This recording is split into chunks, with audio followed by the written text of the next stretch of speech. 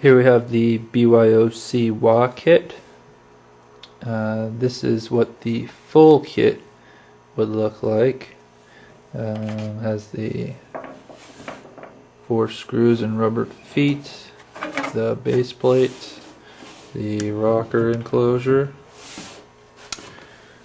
It comes with a 3-pole double throw switch, so it's true bypass. It could easily add a LED status light.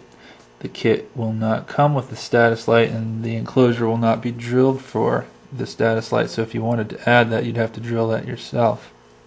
It comes with a 100K I-car taper pot, panel mounted jacks.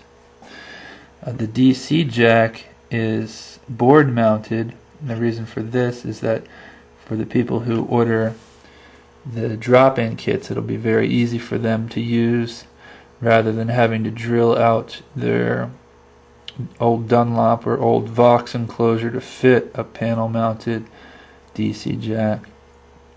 It does come with a battery snap. I didn't put that in mind, but the battery would go right here.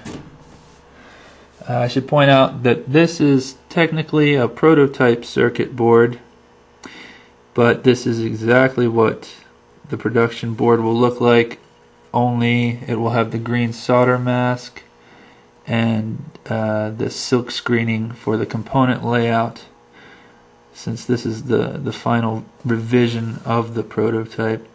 So there won't be any differences between this and the production circuit board. A couple features of the circuit board. I guess the most important thing here is the halo inductor, or the replica of the halo inductor. It's hand wound. Kit also comes with NOS CV10805 transistors. These are the military grade versions of the BC109B, which were used in the original Clyde McCoy. These 4 trim pots here replace 4 resistors that were in the original design. This one would be considered the gain, the bass, the mids, and the Q. Personally, I think the gain and the Q mods are pretty useless, but for some reason they're popular, so I included those in the kit.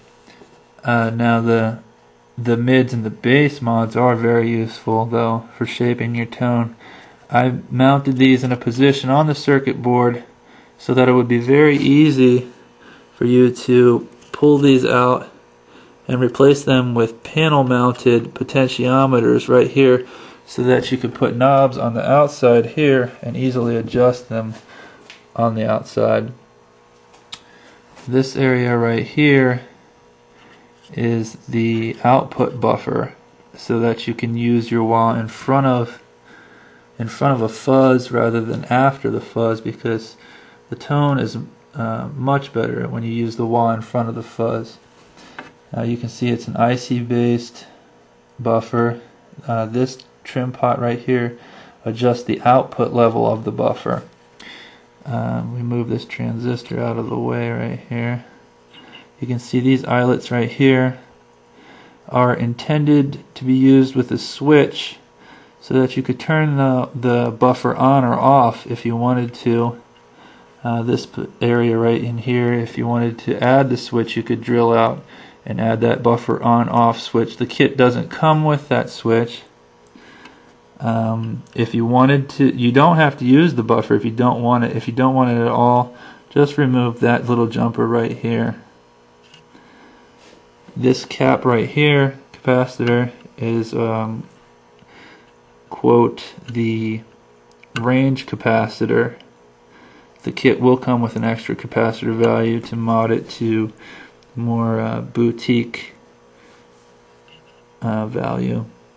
This area right here is for a second inductor. The kit will not come with a second inductor. These eyelets right here and this area right here are intended to add a rotary switch for your second inductor, you would drill out this area right here.